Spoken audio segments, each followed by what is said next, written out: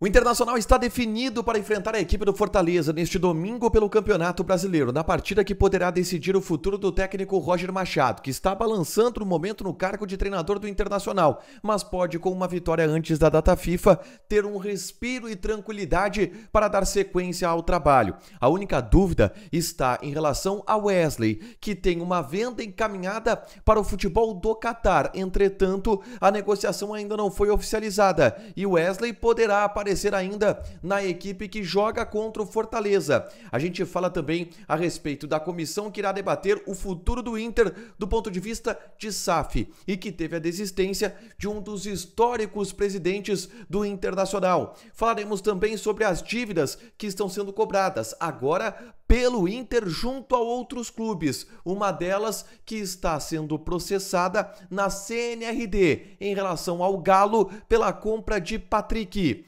Esse é o Diário do Inter KTO deste sábado, 30 de agosto de 2025.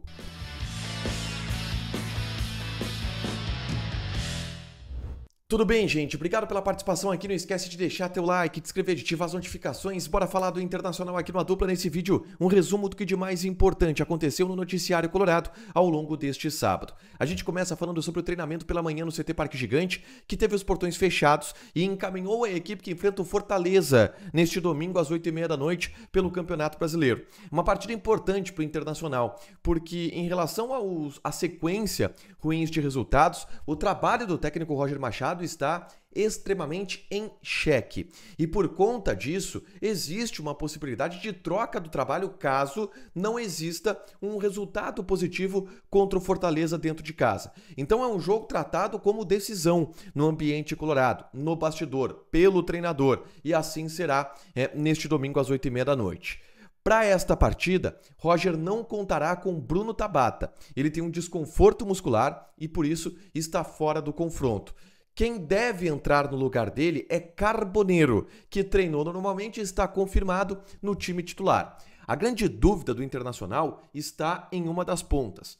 Wesley, que está encaminhando a sua saída para o Al Rayyan do Catar, não teve ainda a oficialização do negócio e esteve concentrado com a delegação colorada. Entretanto, é bem possível que o Wesley seja retirado deste confronto em função do avanço das negociações. Aí, caso o Wesley não jogue, Vitinho ganha uma vaga no time titular, inclusive o Vitinho treinou na equipe titular nos últimos jogos. Um provável time do Inter, portanto, tem Rocher no gol, a defesa de Aguirre, Vitão, Juninho e Bernabei. O meio-campo de Thiago Maia e Alan Rodrigues, os dois volantes. Uma linha de três que terá Wesley ou Vitinho, Alan Patrick e Carboneiro. Na frente, Ricardo Matias. O Borré está suspenso por ter sido expulso na partida contra o Cruzeiro. Esse é o provável time do Internacional para encarar o Fortaleza nesse domingo às 8h30 da noite, tá?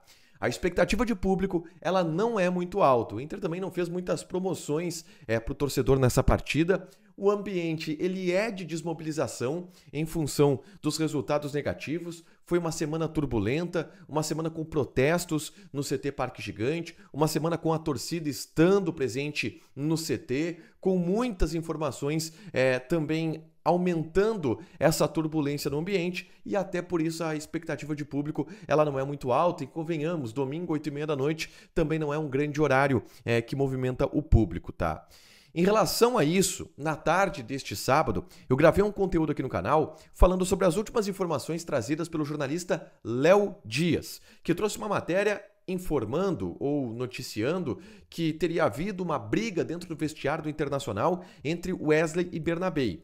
Mas existe uma informação que desmente esta matéria do jornalista, que é o fato de Bernabei ter sido chamado e sorteado para o exame antidoping, o que o impediria de estar no vestiário do Internacional depois do confronto e impediria esta briga de ter acontecido. Eu também falo sobre o ambiente de indignação do bastidor colorado em relação a Léo Dias e providências que serão tomadas pelas últimas matérias divulgadas pelo jornalista.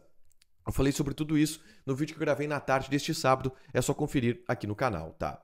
Avançando na pauta, o Inter tratou na última sexta-feira da sua primeira reunião da comissão especial que vai avaliar novas políticas de gestão, governança e finanças no Internacional e que vai contratar uma consultoria externa para fazer um estudo de caso do Internacional e também de SAFs ao redor do mundo.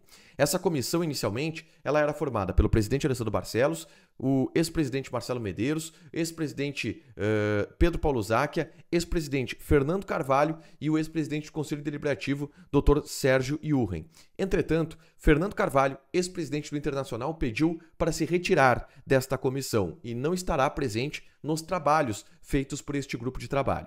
De acordo com o Fernando Carvalho, o fato dele trabalhar ainda como investidor no futebol, o Fernando Carvalho é um cara que tem alguns investimentos no futebol, recentemente trabalhou no Azures do Paraná, isso dá a ele um entendimento de que é melhor ele estar por fora desse tipo de discussão para que se evite qualquer tipo de constrangimento. Ele se retira da comissão, o restante do grupo de trabalho seguirá nesse processo para contratar uma consultoria externa que vai avançar no assunto VAR. A primeira reunião não tratou disso diretamente ainda, mas o objetivo é que no futuro o Inter caminhe para um processo de SAF, tá? Um processo de venda, né? de SAF para algum investidor, e isso precisa acontecer até o final deste ano de 2025, pelo menos a contratação e o relatório elaborado por esta consultoria. Por último, eu trouxe ontem aqui a informação de que o Inter foi condenado pela CNRD, a Câmara Nacional de Resoluções Desportivas da CBF, a pagar 10 milhões de reais para o Flamengo, em função dos atrasos no pagamento de Thiago Maia. Acontece que o Internacional está revidando no mercado a esta notícia de condenação e está acionando diversos clubes que devem ao Internacional. Um deles é o Vasco da Gama, que está devendo algo em torno de 2 milhões de euros relacionados à compra do atacante David, do Vasco, junto ao Internacional. Um outro clube que está sendo acionado é o Atlético Mineiro, que comprou o Patrick Choco, junto ao Internacional. O Inter manteve um percentual deste jogador. O Galo vendeu o atleta para o São Paulo e o Inter não recebeu valores desta negociação. E o Inter, inclusive, protocolou uma ação no CNRD para solicitar esse reembolso por parte do Atlético Mineiro. É o Inter também dando uma resposta pública, né, à imagem que fica desgastada por ter uma condenação por uma dívida. E agora o Inter está acionando os clubes que devem ao Internacional e são alguns o Inter é credor de alguns clubes no futebol brasileiro. Para fechar, gente, vamos falar aqui de KTO, tá?